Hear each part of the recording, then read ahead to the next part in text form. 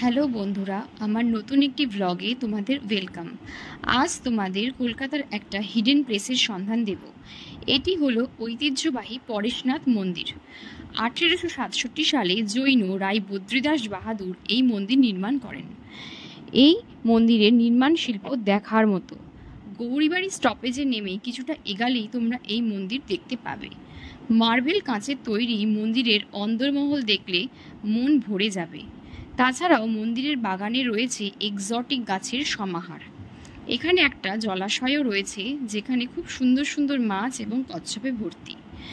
মন্দিরের প্রধান ভগবান শীতলনাথ, ইনি হলেন 10 নম্বর জৈন তীর্থঙ্করের রূপ। এনার মূর্তিটি দেখার মতো। সোনা, রূপো, হীরের তৈরি অলঙ্কারে তিনি ভূষিত। তোমরা দেখতেই পাচ্ছ মন্দিরের ভিতরটা কতটা সুন্দর। সম্পূর্ণ মন্দির চত্বরে রয়েছে শীতলনাথ, পরেশনাথ, চন্দ্রপ্রভু এবং মহাবীরজির আলাদা আলাদা মন্দির।